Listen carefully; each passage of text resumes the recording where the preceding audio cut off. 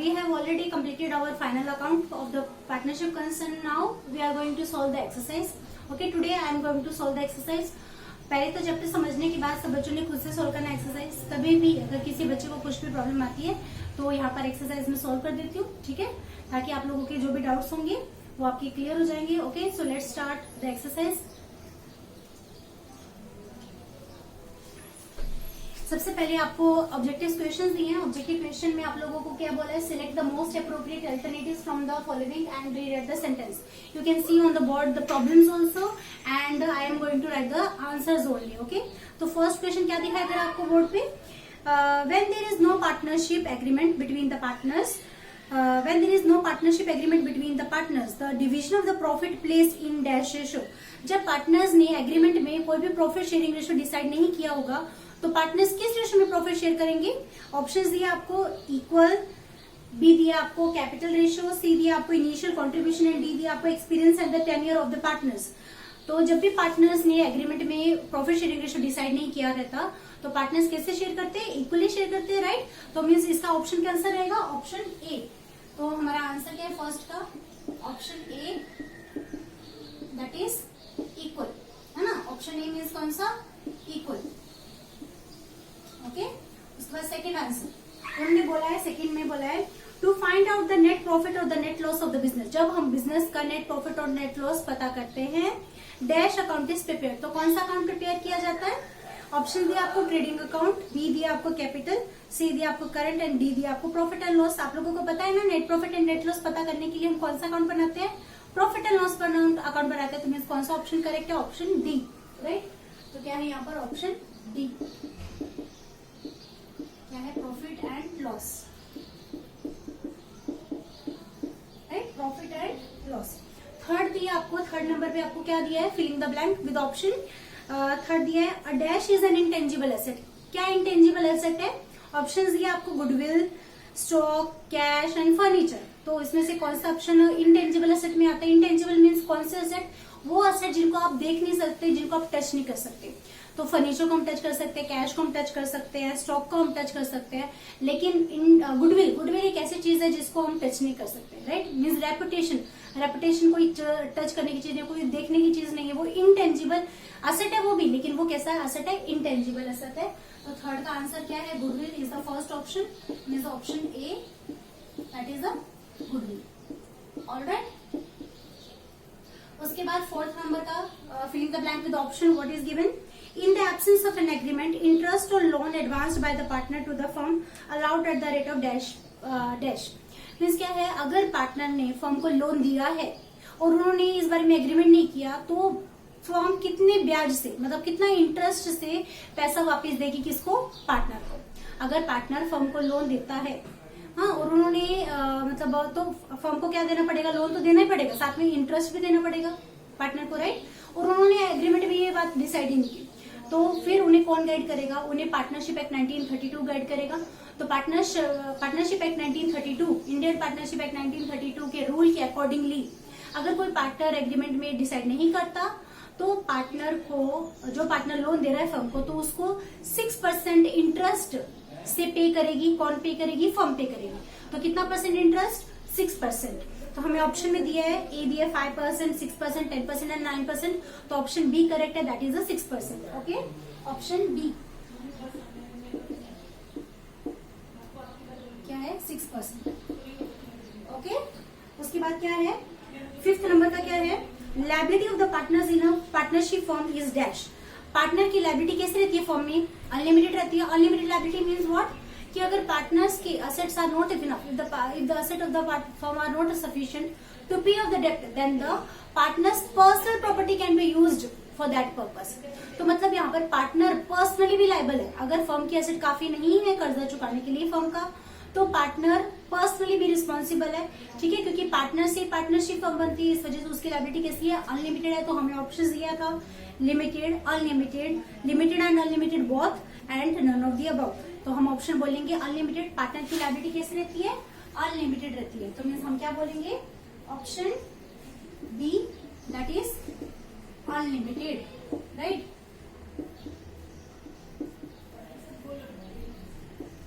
Six number का क्या दिया आपको? The Indian partnership act is in force since. Partnership act कब से एग्जिस्टेंस में आया था, कब से वजूद में आया था? 1932, 1881, 1956 एंड 1984, ये इनके ऑप्शंस हैं। तो हमें पता है इंडियन पार्टनरशिप एक्ट 1932 कब से आया था? 1932 से, है ना। तो ऑप्शन कौन सा है? Option A.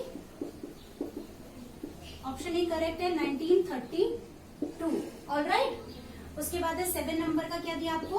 7 नंबर में आपको दिया है maximum number of the partners in a firm are dash according to the companies act 2013। एक अमेंडमेंट एक्ट हुआ था 2013 में। 2013 के accordingly maximum number of partners firm में कितने होने चाहिए? 50 होने चाहिए। ये कौन बता रहा है? Indian partnership act 2013। 1932 में हमें बताया गया कि 20 मैक्सिमम पार्टनर्स होते हैं in case of the trading firm, और जो बैंकिंग का बिजनेस होता है उसमें होता है 10। लेकिन Indian partnership act 2013 amendment act हुआ था, जो मीन्स चेंजेस करने के बाद, जब कोई एक्ट में चेंजेस हो जाते हैं दैट इज कॉल्ड अमेंडमेंट। तो इंडियन पार्टनरशिप एक्ट 2013 हमें क्या बताता है कि maximum number partners in firm must be 50। तो 50 कहां पर दिया? हमें ऑप्शन डी में दिया है, right. Option D is the correct answer. क्या है? 50। Okay, so these are the answers of the filling the blanks with the options. You have to correct the correct option and rewrite the sentence.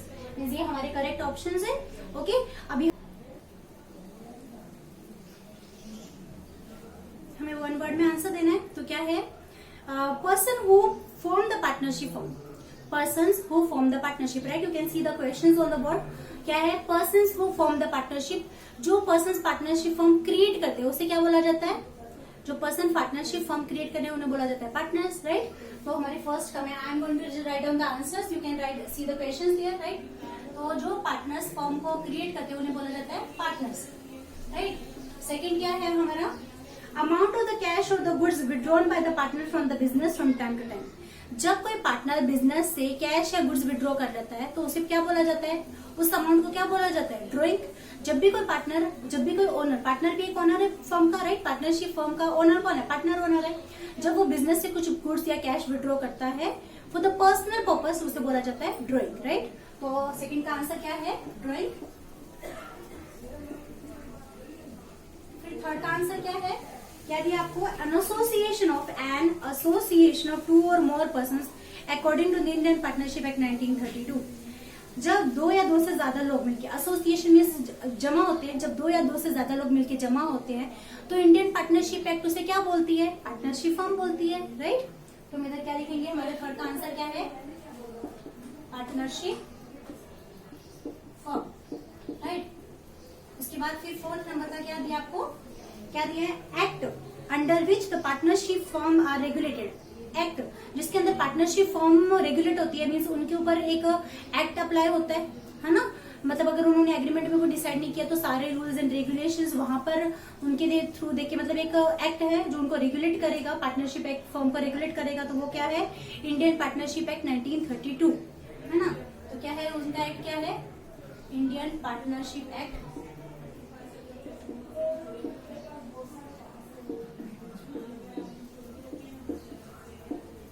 Indian partnership act 1932। इधर लिख देती हूँ मैं। Okay, Indian partnership act 1932, right. उसके बाद क्या है? Fifth number का क्या दिया आपको? Process of entering the name of the partnership firm in the register of the registrar. जब भी हम अपना फर्म का रजिस्ट्रेशन करवाते हैं, रजिस्ट्रेशन करवाना इंडिया में कंपलसरी नहीं है एक्सेप्ट महाराष्ट्र। महाराष्ट्र में किसी भी पार्टनरशिप फर्म को रजिस्ट्रेशन करवाना कंपलसरी है, अदरवाइज बाकी स्टेट्स में बिल्कुल भी पार्टनरशिप फर्म को रजिस्ट्रेशन करवाना कंपलसरी नहीं है, लेकिन सबका एग्रीमेंट होना जरूरी है। एग्रीमेंट कैन बी ओरल और written, okay, but what they are going saying process of entering, जो वो ऐसी प्रोसेस जिसमें हम क्या करते हैं, अपनी फर्म का रजिस्ट्रेशन करवाते हैं, अपना फर्म का नाम दर्ज करवाते हैं रजिस्टर के ऑफिस में, तो उस प्रोसेस को क्या बोला जाता है? Registration process. उस प्रोसेस को क्या बोला जाता है? Registration process, okay. इसे क्या बोला जाता है? रजिस्ट्रेशन प्रोसेस,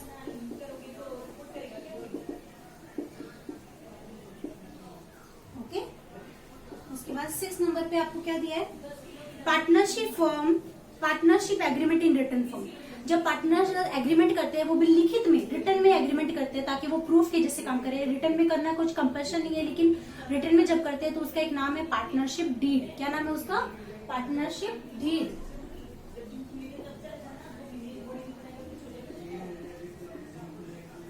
ओके, उसे क्या बोला जाता है? Partnership deed. उसके बाद हमें क्या दिया है 8th नंबर पे?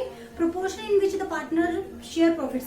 ऐसा रेशियो, ऐसा प्रोपोर्शन जिसमें पार्टनर्स प्रॉफिट शेयर करते हैं। वो भले डिसाइड किया हो, भले ना डिसाइड किया हो, लेकिन एक रेशियो तो रहता है ना। उस रेशियो को क्या बोला जाता है? Profit sharing ratio, right. उसे क्या बोला जाता है? Profit sharing ratio. 7 नंबर का है।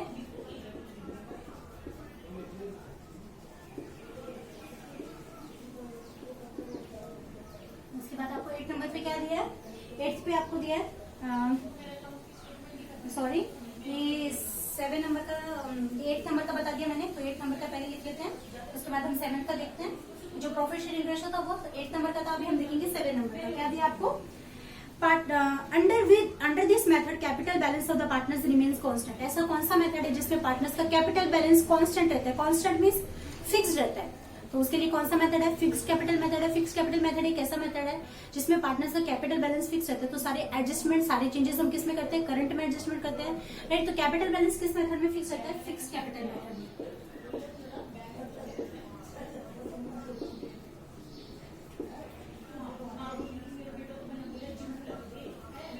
9th नंबर का क्या है? Such capital method in which only the capital account is maintained for each partner. ऐसा मेथड जिसके अंदर हम एक ही अकाउंट बनाते हैं, पार्टनर कैपिटल अकाउंट। फिक्स में तो हम करंट अकाउंट बनाते हैं, राइट। लेकिन हम कैपिटल अकाउंट कौन से मेथड में बनाते हैं? फ्लक्चुएटिंग कैपिटल मेथड में, राइट। तो कितना आएगा? फ्लक्चुएटिंग। क्या आएगा 9th नंबर का आंसर? क्या है हमारा? Fluctuating capital method. क्या है वो? Fluctuating capital method. ओके, आगे 10 नंबर का क्या दिया है? The account to which all adjustments are made when the capital is fixed. जब कैपिटल फिक्स रहता है तो हम सारे एडजस्टमेंट करते क्या है? किधर करते हैं? सारे एडजस्टमेंट हम किधर करते हैं? करंट अकाउंट में करते हैं, राइट। कैपिटल बैलेंस तो एज इट इज लायबिलिटी में डाल देते हैं। लेकिन सारे एडजस्टमेंट हम कौन से अकाउंट में करते हैं? जब पार्टनर्स का कैपिटल बैलेंस फिक्स रहता है। जब पार्टनर का कैपिटल अकाउंट फिक्स रहता है तो वो क्या है? फिक्स कैपिटल मेथड है। उस टाइम पे हम सारे एडजस्टमेंट किस अकाउंट में करते हैं? पार्टनर्स करंट अकाउंट में करते हैं। इट मीन्स हमारे 10 क्वेश्चन का आंसर क्या है? Fluctuating capital method. सारे एडजस्टमेंट किस अकाउंट में करते हैं वो पूछा इन्होंने, तो हम बोलेंगे पार्टनर्स करंट अकाउंट, राइट। उसके बाद आएगा 11 नंबर का। क्या दिया आपको? Expenses which are paid before they are due. वो एक्सपेंसेस जो हम पहले पे करते हैं, ड्यू होने के पहले पे कर देते हैं, तो उसको क्या बोला जाता है? Pre paid expenses. Means expenses paid in advance. Due होने के पहले पे कर दिए मीन्स वो क्या है? Pre paid expenses. Prepaid expenses. Okay, उसके बाद आपको क्या बताया? 12 नंबर पे क्या बताया आपको? The account that are prepared at the end of each financial year. Financial end होने पर हर एक फर्म कौन सा अकाउंट बनाती है? फाइनल अकाउंट बनाती है, राइट। तो हम इधर लिखेंगे फाइनल अकाउंट। ओके, फिर 13 नंबर को क्या दिया आपको? An asset which can be converted into cash easily. ऐसा एसेट जिसको हम इजिली कैश में कन्वर्ट कर देते हैं, जैसे डेटर्स है, डेटर से पैसा ले लिया तो वो कैश में कन्वर्ट हो गया। चेक को कैश में कन्वर्ट कर सकते हैं। बिल रिसीवेबल, बिल लेना था वो कैश में कन्वर्ट हो गया। प्रीपेड एक्सपेंस, ये सब क्या है? करंट एसेट्स है। तो करंट एसेट को हम इजिली किस में कन्वर्ट कर सकते हैं? कैश में कन्वर्ट कर सकते हैं। इस वजह से वो क्या है? Current assets. ओके, फिर हमें क्या है? 14 नंबर का क्या है? 14 नंबर का क्या दिया है? Order in which fix assets are recorded as first in the balance sheet। तो मीन्स कौन से ऑर्डर में फिक्स एसेट को हम बैलेंस शीट में लगाते हैं? Order of liquidation. Order of liquidation में लगाते हैं ना हम बैलेंस शीट में सारे एसेट्स को। उनका एक ऑर्डर रहता है, बैलेंस शीट में सारे एसेट लगाने का एक ऑर्डर रहता है, that is the order of liquidation. Okay,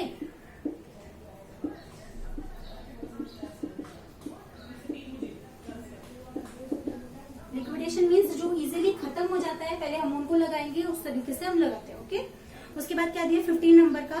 the account in which the selling expenses of the business are recorded. Selling expenses आप बोल सकते हैं इनडायरेक्ट एक्सपेंसेस। हाँ, वो हम किधर रिकॉर्ड करते हैं? प्रॉफिट एंड लॉस अकाउंट में रिकॉर्ड करते हैं। उन्होंने पूछा ऐसा अकाउंट जिसमें हम सेलिंग एक्सपेंसेस रिकॉर्ड करते हैं, मीन्स इनडायरेक्ट एक्सपेंसेस हम रिकॉर्ड करते हैं, तो वो क्या है? Profit and loss account. 15 number का हमारा आंसर है profit and loss account. Okay, 16 number का क्या आंसर है हमारा? 16 नंबर का है debit balance of the trading account. जब ट्रेडिंग अकाउंट का डेबिट बैलेंस ज्यादा आता है, debit balance means debit side का टोटल ज्यादा है as compare to the credit side, तो उस बैलेंस को हम बोलते हैं डेबिट बैलेंस। और डेबिट बैलेंस जब ज्यादा आता है तो वो क्या रहता है, ग्रॉस लॉस रहता है, राइट। उसके बाद क्या आएगा, 70 नंबर का क्या है, क्रेडिट बैलेंस और प्रॉफिट एंड लॉस अकाउंट। जब प्रॉफिट एंड लॉस अकाउंट के क्रेडिट साइड पर टोटल ज्यादा रहता है as compare to the debit side, जब क्रेडिट का ज्यादा है तो वो कैसा बैलेंस है, क्रेडिट बैलेंस है। दिखते हम डेबिट साइड में ताकि डेबिट एंड क्रेडिट इक्वल हो जाए, लेकिन वो कैसा बैलेंस है, क्रेडिट बैलेंस है, क्योंकि उसके क्रेडिट साइड का टोटल ज्यादा है। जब भी किसी अकाउंट की क्रेडिट साइड का टोटल ज्यादा होता है, I mean profit and loss की जब क्रेडिट साइड टोटल ज्यादा होता है तो हम उसे क्या बोलते हैं, नेट प्रॉफिट बोलते हैं। ओके, तो हमारे 17 क्वेश्चन का आंसर क्या है, नेट प्रॉफिट। ओके, समझ में आया। तो ये थे हमारे आंसर देना था हमें एक सेंटेंस के बजाय एक सेंटेंस के बदले एक वर्ड में आंसर देना था, तो अभी तक हमने दे दिया। I hope you understand. अभी हम आगे के पढ़ेंगे ट्रू और फॉल्स, ओके, विद रीजंस। उन्होंने पूछा with reasons.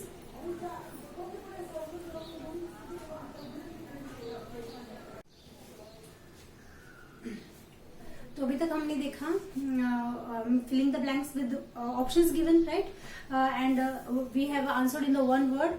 Now we will see the C. अब हम सी करेंगे। सी में क्या दिया आपको, ऑब्जेक्टिव्स में सी मीन्स क्या, ट्रू और फॉल्स दिया आपको, रीजंस के साथ हमें आंसर्स देना है, ठीक है। State whether the following statements are true और false with reason. State weather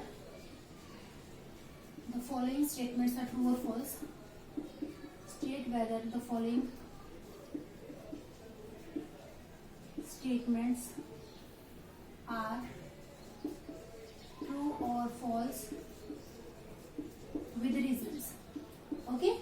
हमें इस तरीके से आंसर देना है। हमें बताना है ये स्टेटमेंट ट्रू है या फॉल्स है। एक स्टेटमेंट दी जाती है आपको, ट्रू और फॉल्स है क्या, और बताना है किसके साथ, रीजन के साथ हमें आंसर देना है। Okay, so let's start. First आपको क्या दिया, पार्टनरशिप फर्म इज, मैं आप डायरेक्टली आंसर्स बताऊंगी। ओके, क्वेश्चंस आप लोग बोर्ड पे देख सकते हैं। फर्स्ट क्या है, हमें क्या दिया, फर्स्ट में आंसर्स दे रही हूं मैं, तो फर्स्ट में क्या दिया हमें, partnership firm is non trading concern. Partnership firm जो हमने सीखा था वो क्या, नॉन ट्रेडिंग है। Partnership firm is not a non trading concern. ये स्टेटमेंट क्या है, फॉल्स है। हाँ, ये स्टेटमेंट क्या है, फॉल्स है, क्योंकि पार्टनरशिप फर्म कैसा है, रीजन के साथ हमें बताना है। पार्टनरशिप फर्म नॉन ट्रेडिंग नहीं है। क्यों नहीं है पार्टनरशिप फर्म, क्योंकि वो ट्रेडिंग है, वो बाइंग एंड सेलिंग का काम करती है, इस वजह से वो क्या है, नॉन ट्रेडिंग है। हम रीजन देंगे इधर,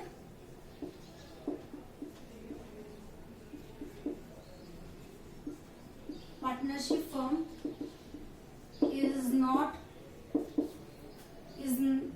partnership firm is not non trading. Partnership firm non trading नहीं है, बिकॉज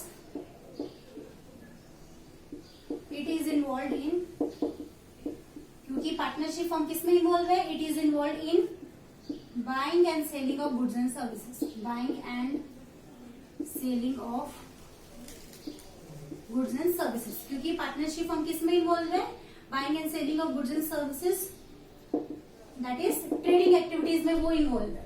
बाइंग एंड सेलिंग करना मतलब क्या वो कर रही है, ट्रेडिंग एक्टिविटी कर रही है, ट्रेडिंग एक्टिविटीज में वो इन्वॉल्व है, इस वजह say that is not non trading, that is a trading firm. Partnership firm is a trading concern. Partnership firm is a trading firm. Okay, partnership firm is a trading firm. Alright, second समझ में आया, partnership firm क्या नहीं है, non trading concern नहीं है। क्यों, क्योंकि वो किसमें इन्वॉल्व है, buying and selling of goods and services में इन्वॉल्व है। Buying and selling of goods and services में वो किसमें इन्वॉल्व है, ट्रेडिंग एक्टिविटीज में इन्वॉल्व है। जो भी फर्म ट्रेडिंग करती है तो उस फर्म को क्या बोला जाता है, ट्रेडिंग कंसर्न बोला जाता है, ट्रेडिंग फर्म बोला जाता है, राइट। अभी सेकंड स्टेटमेंट है हमारा, profit and loss account is a real account. Profit and loss account real account है क्या, नहीं, profit and loss account nominal account है। तो ये स्टेटमेंट क्या हो जाता है, फॉल्स हो जाता है, राइट। हम क्या बोलेंगे अभी, profit and loss account, profit and loss account is the nominal account. Profit and loss account कैसा अकाउंट है, नॉमिनल अकाउंट है, बिकॉज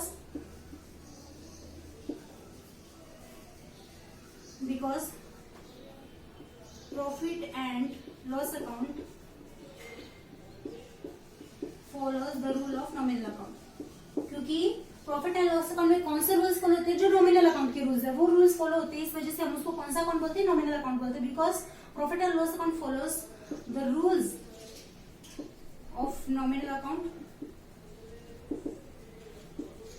ओके, नॉमिनल अकाउंट के रूल्स फॉलो करता है. दैट इज रूल क्या है? Debit all expenses and losses, right, and credit all incomes and gains. Okay, ठीक है.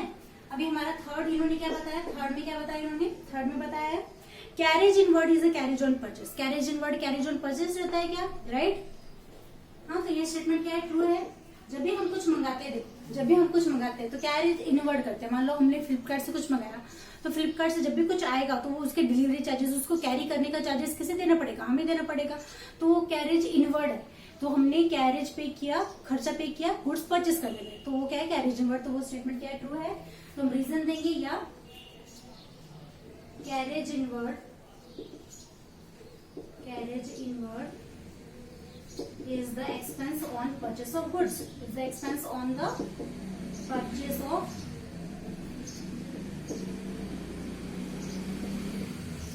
goods. ओके, ठीक है. अब ये हमारे 3 थे. अभी मैं इसको रब करके फिर हम आगे का करते हैं. Okay,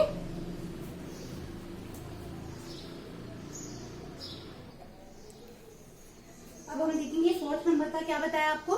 adjustments are recorded in the partners current account in the fixed capital method. या फिक्स्ड कैपिटल मेथड जब हम फॉलो करते हैं तो आप लोगों को ट्रायल बैलेंस में 2 बैलेंस मिलेंगे. एक तो पार्टनर्स कैपिटल बैलेंस, एक मिलता है पार्टनर करंट बैलेंस. तो पार्टनर कैपिटल बैलेंस तो फिक्स्ड कैपिटल मेथड में क्या रहता है? फिक्स रहता है. उसमें कुछ भी चेंजेस हम करते नहीं, उसमें कुछ भी एडजस्टमेंट करते नहीं. तो सारे एडजस्टमेंट किस में होते हैं? करंट अकाउंट में होता है. तो ये स्टेटमेंट क्या है? ट्रू है. Right, this statement is true. हम क्या लिखेंगे? रीजन लिखेंगे. In fixed capital method,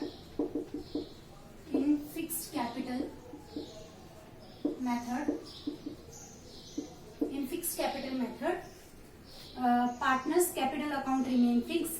Partners capital account remain fixed. So all the adjustments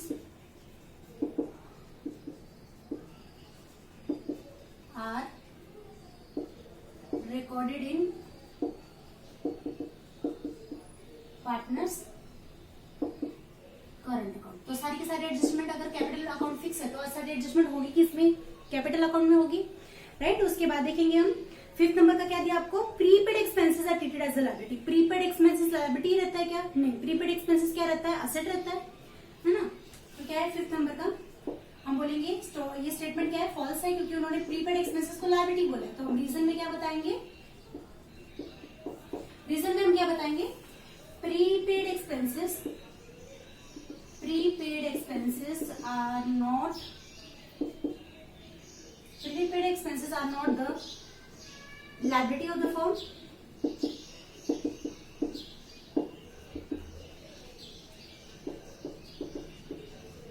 In fact, these are the assets of the firm.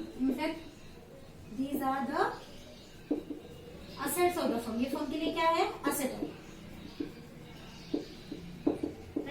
देखो प्रीपेड एक्सपेंसेस क्या? ऐसे पैसे जो आपने पहले पे कर दिए, ऐसे एक्सपेंसेस जो ड्यू होने के पहले ही आपने पे कर दिए, तो वो आपकी लायबिलिटी नहीं है, आपको अगली बार पे नहीं करने पड़ेगा, बल्कि तो वो आपके लिए क्या है? असेट है. दैट्स व्हाई हम क्या बोलते हैं? प्रीपेड एक्सपेंसेस को लायबिलिटी नहीं बोलते, बल्कि उनको क्या बोलते हैं? असेट बोलते हैं फर्म का. ओके. उसके बाद 6 नंबर में हमें क्या दिया? देखिए, ये partnership deed is silent. Partners share profit and losses in the proportion to their capital. उन्होंने बोला है अगर पार्टनरशिप डीड साइलेंट है, पार्टनरशिप डीड है साइलेंट है, मतलब क्या? पार्टनरशिप डीड साइलेंट है, इसका मतलब है अगर हमने एग्रीमेंट में उस बारे में वो टर्म डिसाइड नहीं की, उस बारे में हमने डिस्कस नहीं करके लिखा नहीं, तो वो क्या है? पार्टनरशिप डीड साइलेंट होगी. तो उस टाइम पे अगर पार्टनरशिप एग्रीमेंट में हमने इस बारे में कुछ नहीं लिखा, तो क्या पार्टनर्स कैपिटल रेशियो में प्रॉफिट शेयर करते हैं? नहीं. पार्टनर्स कैसे प्रॉफिट शेयर करते हैं? इक्वली. ये कौन बताता है? ये रूल हमें पार्टनरशिप एक्ट 1932 का रूल बताता है. ओके. हम इधर लिखेंगे. उन्होंने बताया है कि पार्टनर्स अगर एग्रीमेंट में डिसाइड नहीं किया तो पार्टनर्स कैसे शेयर करेंगे प्रॉफिट? कैपिटल रेशियो में. Is it true? No, it is false. तो हम इधर क्या लिखेंगे? रीजन में लिखेंगे स्टेटमेंट फॉल्स है. और रीजन क्या है इसका? हम रीजन बताएंगे. हम रीजन क्या बताएंगे? If the partnership deed is silent, if the partnership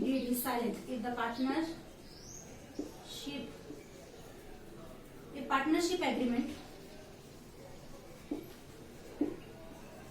does not contain the term about profit and losses, right? If the partnership agreement it does not, if the partners ऐसे लिखते हैं, if the partners have not decided about, if the partners have not decided, if the partners have not decided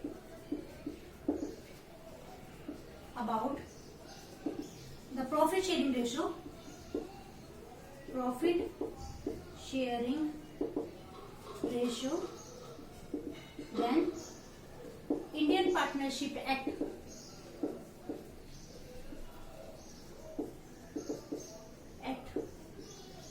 rule decides that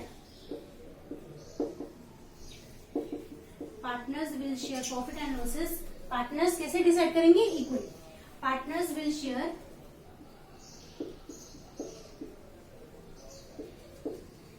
profit and losses कैसे? Equally. कैसे divide करेंगे partners? Equally. Okay, ठीक है. तो ये हमने आगे के देखे 3 विद रीजन. सब लोगों ने उन्होंने क्वेश्चन में रीजन के साथ बोला, तो हम रीजन के साथ देख रहे हैं. सब लोग को समझ में आ रहा है ना? अभी मैं ये रब करके आगे का करेंगे. Okay,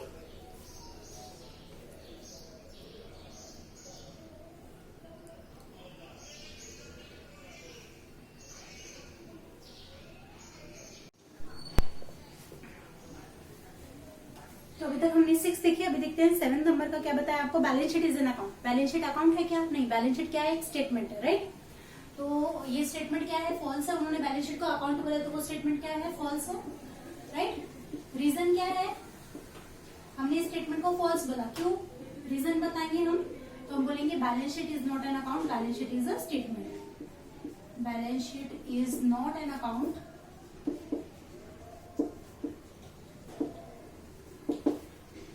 balance sheet is a statement, right. Directly बोल देते हैं balance sheet is not account, balance sheet is a statement है. कैसा भी लिख सकते हैं. Balance sheet is a statement, right. Okay. उसके बाद 8 नंबर का हमें क्या दिया है? उसके बाद हमें क्या बताया? 8 नंबर पे wages paid for the installation of the machinery is a revenue expenditure. हमने वेजेस पे किए मशीनरी को इंस्टॉल करवाने के लिए. देखो, मशीनरी मंगवाई, ठीक है. मशीनरी मंगवाने के लिए, उसको फिक्स करवाने के लिए मीन्स उसको इंस्टॉल करवाने के लिए हमने लेबर को बुलाया. तो लेबर को वेजेस पे किए. तो वो क्या वेजेस हम बार बार पे करेंगे क्या? नहीं ना. वो एक बार का खर्चा है, क्योंकि वो मशीनरी लेकर आए, तो उस बार के लिए हमने उसको फिक्स करवाने के लिए वेजेस पे किए. तो वो वन टाइम एक्सपेंडिचर है. तो ऐसे एक्सपेंडिचर को बोला जाता है कैपिटल एक्सपेंडिचर. तो वो रेवेन्यू एक्सपेंडिचर नहीं है वो, बल्कि वो कैसा एक्सपेंडिचर है? कैपिटल एक्सपेंडिचर, क्योंकि वो मशीनरी के ऊपर का है, मशीनरी के ऊपर का खर्चा है. ओके. तो ये स्टेटमेंट इन्होंने ये क्या है? फॉल्स है, राइट. तो रीजन क्या बताएंगे हम रीजन बताएंगे wages paid for installation of the machinery, wages paid for the installation of the machinery, wages paid for the installation of the machinery is the overhead expenditure. overhead मतलब machinery के ऊपर का खर्चा है वो. is the overhead expenditure of the machinery, right. तो ये machinery का एक्सपेंडिचर है, तो ये वन टाइम एक्सपेंडिचर है. such kind of expenditure are, इस तरह के खर्चे बार बार नहीं होते. Is non recurring in nature. ये खर्चे क्या नहीं होते? बार बार नहीं होते. जो खर्चा बार बार नहीं होता वो कैसा खर्चा है? So it is not a capital, it is not a revenue expenditure, it is not a revenue expenditure. in fact it is a capital expenditure, in fact it is a capital expenditure. बल्कि ये क्या है? Revenue expenditure नहीं है, बल्कि ये क्या है? कैपिटल एक्सपेंडिचर है. ओके. उसके बाद हम देखेंगे 9 नंबर पे हमें क्या बताया? Income received in advance is a liability. या अगर आपको एडवांस में इनकम मिल जाती है तो वो क्या है? हमारे लिए लायबिलिटी है. वो हमारी असेट नहीं है, वो हमारी क्या है? लायबिलिटी है. तो ये स्टेटमेंट क्या है? ट्रू है. तो हम क्या बोलेंगे? रीजन क्या बोलेंगे? Income received in advance. हमें एडवांस में इनकम मिल गया, वो दोबारा मिलने वाला आपको नहीं मिलने वाला. इस वजह से वो हमारे लिए क्या है? असेट नहीं है, बल्कि क्या है? लायबिलिटी है. Income received in advance going to receive in future, receive in future. Okay, so it is a liability. इस वजह से क्या है, हमारी liability है. ओके, ठीक है. तो अभी हम आगे का पढ़ेंगे. तो भाई भी ये रख कर देती हूँ. यहाँ पर आप लोगों को क्वेश्चन दिखाई दे रहे हैं, तो यहाँ पर ये सोल्यूशन है ताकि आप लोगों को समझ में आए. ओके, हम इसको रख करके अगला करते हैं.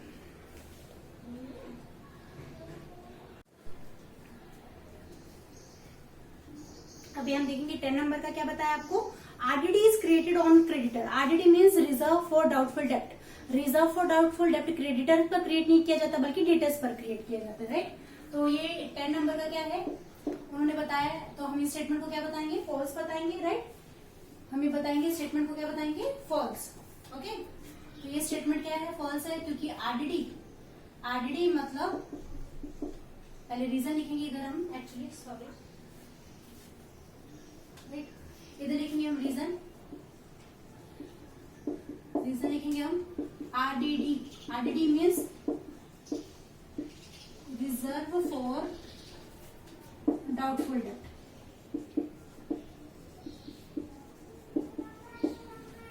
Is created on debtors. किस पे क्रिएट किया जाता है, ये क्रेडिटर्स पे नहीं क्रिएट करके बल्कि किस पे किया जाता है, डेटर्स पे क्रिएट किया जाता है. ओके. देन 11 नंबर का हमें क्या बताया, depreciation is not calculated on the current asset. यार दिस स्टेटमेंट इज ट्रू, क्योंकि डेप्रिसिएशन तो फिक्स एसेट पे कैलकुलेट होता है ना. डेप्रिसिएशन करंट एसेट पे नहीं बल्कि फिक्स एसेट पे कैलकुलेट होता है. इस वजह से ये स्टेटमेंट क्या है, ट्रू है. तो उन्होंने बताया करंट एसेट पे नहीं करते. हाँ बराबर है, करंट एसेट पे नहीं करते, किस पे करते हैं, फिक्स एसेट पे करते हैं. तो हम बताएंगे depreciation is not calculated on current assets.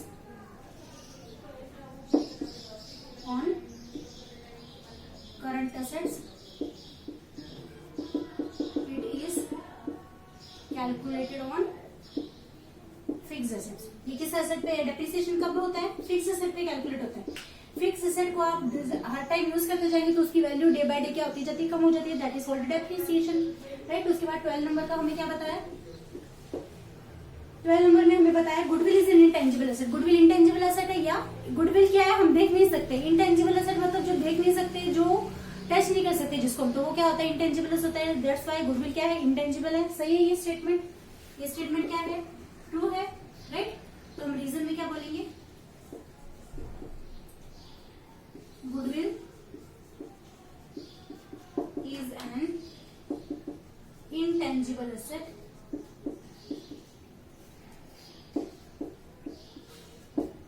because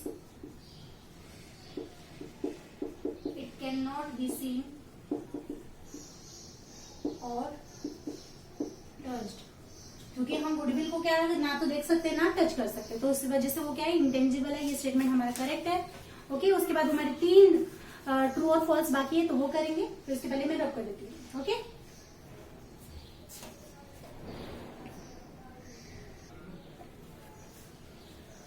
अब हम आगे के 3 देख लेते हैं. लास्ट 3 ट्रू और फॉल्स विद रीजन देख लेते हैं. उन्होंने क्या बताया, 13 नंबर पे बताया, indirect expenses are debited to current account. Indirect expenses trading के डेबिट में आते हैं क्या, नहीं. इनडायरेक्ट एक्सपेंसेस तो प्रॉफिट एंड लॉस के डेबिट में आते हैं, और ट्रेडिंग के डेबिट में क्या आता है, डायरेक्ट एक्सपेंस आता है. तो ये स्टेटमेंट क्या है, फॉल्स है. राइट. रीजन में हम क्या बोलेंगे,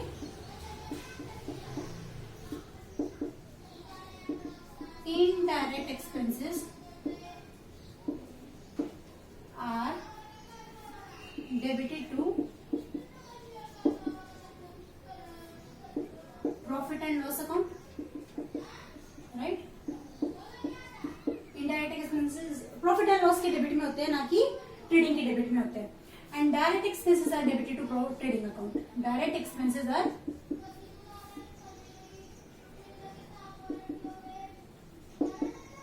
debited to trading account. Right. उसके बाद है हमें 14 नंबर का क्या बताया. 14 नंबर में हमें बताया bank loan is a current liability. Bank loan current liability है नहीं, बैंक लोन कैसी लायबिलिटी है, फिक्स लायबिलिटी है. क्योंकि करंट लायबिलिटी से बोलते हैं जो आप एक साल के अंदर पे करते हो, लेकिन बैंक लोन 1 साल के अंदर पे नहीं होता, हम ज्यादा टाइम के लिए देते, इस वजह से बैंक लोन क्या है, फिक्स लायबिलिटी है. ये स्टेटमेंट क्या है, फॉल्स है. Right, this statement is a false. क्यों फॉल्स क्यों है, हम रीजन बोलेंगे। Bank loan is a fixed liability, okay, because bank loan is taken for more than 1 year, क्योंकि ये 1 साल से ज्यादा भी लिया जाता है, इस वजह से ये कैसी लायबिलिटी है, फिक्स लायबिलिटी है। ओके, फिर लास्ट हमें 15 नंबर का क्या बोला है, net profit is debit balance of the profit and loss account. Profit and loss का जब हम बैलेंसिंग करते हैं तो हमें नेट प्रॉफिट मिलता है, नेट प्रॉफिट एंड लॉस का जब हम डेबिट बैलेंस देखते हैं तो वो क्या रहता है, नेट लॉस रहता है, ना कि नेट प्रॉफिट। तो ये स्टेटमेंट क्या है, फॉल्स है, उन्होंने नेट प्रॉफिट बताया डेबिट बैलेंस को। हम आंसर बोलेंगे, रीजन बोलेंगे, डेबिट बैलेंस, राइट, हम क्या बोलेंगे, डेबिट बैलेंस, डेबिट मतलब DR है ना, debit balance of profit and loss account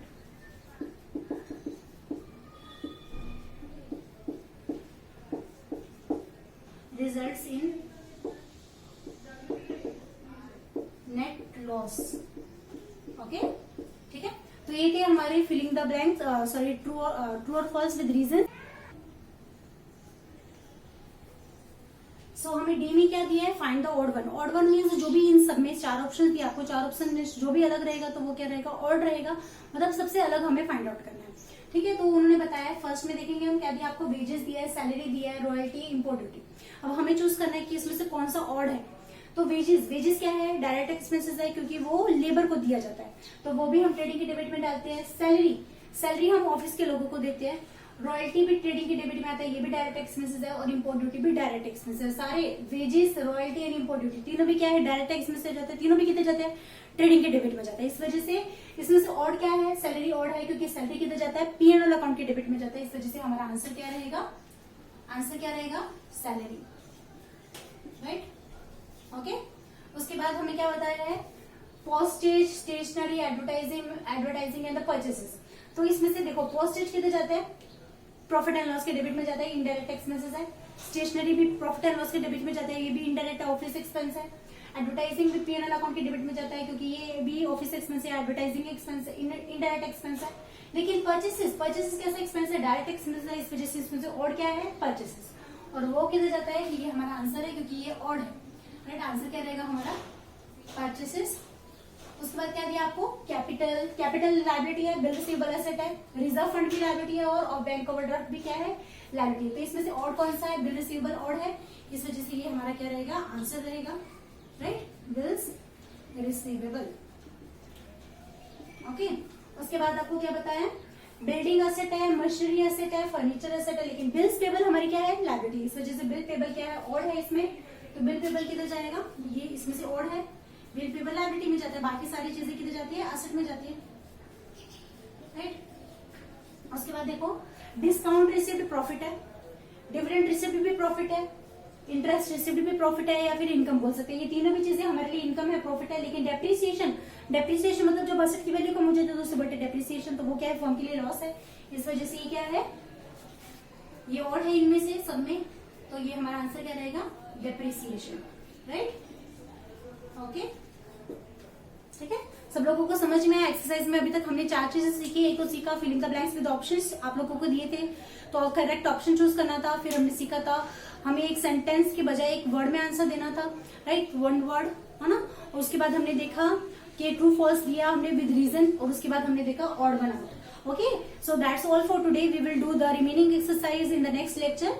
Okay, I will upload the next lecture on the remaining exercise, in which we will solve the one sentence, we have to calculate the so many things, and the filling the blanks without option, and we have to filling the blanks without any option. Okay, so we will do that in the next lecture. Okay, I will upload the next lecture. Then after we will solve the second chapter. So till then, take care. Goodbye. Thank you so much. Bye bye.